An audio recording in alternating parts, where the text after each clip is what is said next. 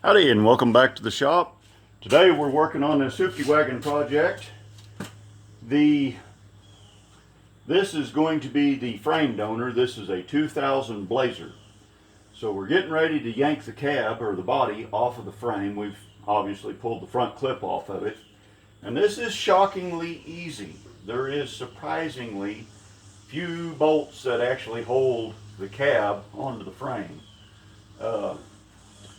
You go down through here and there is, let's see, one, two, three, four. There's 10 bolts. There's only 10 bolts that hold this whole body to the frame. That's it, 10 bolts. And honestly, I pulled the front clip off for the sake of pulling the front clip off to give me more room. Now I disconnected a lot of stuff and I left a lot of stuff whole as I could. But the wiring, the main wiring, if you'll just take the fuse box that sits over here on the inner fender, take that fuse box and unplug the plugs off the bottom of it. And I'm out of frame.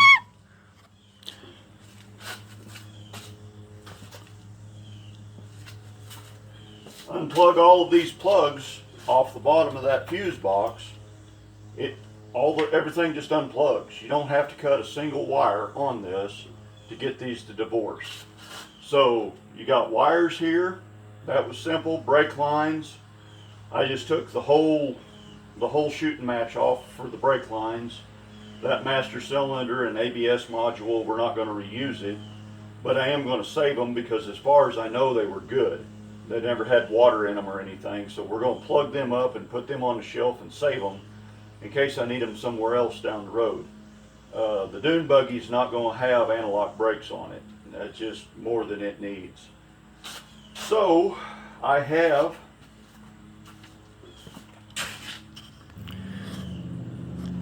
jacked this thing up. It's been up in the air. I've taken the front and the back bumpers off, unhooked the bumper wiring, took the bumpers off just to give me more clearance. Unhooked the filler, the gas filler. Let's see, what else have we unhooked? Let's see, we came up here, we unhooked the throttle cable, cruise control cable, all the wiring, radiator hoses and all that was already unhooked. Unhooked the power steering cooler, all that.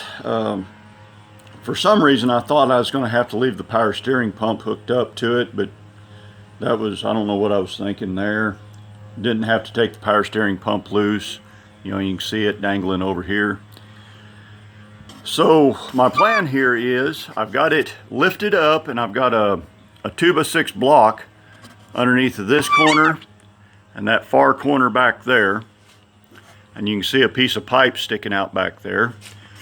So my plan is I'm going to get this rolled around behind the shop where I want it, and I'm going to take my Farmer Killer 3000 and ease up on all of this and get the whole cab blocked up in the air, and then I'm just going to pull the chassis out from underneath the cab.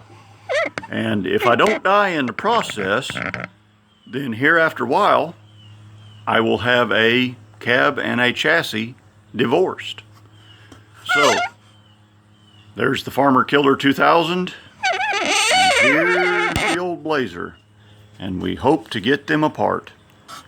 So until we meet again, y'all drive safe, watch for deer, and don't do nothing stupid like try to pick up a whole Blazer with one of those Farmer Killer jacks.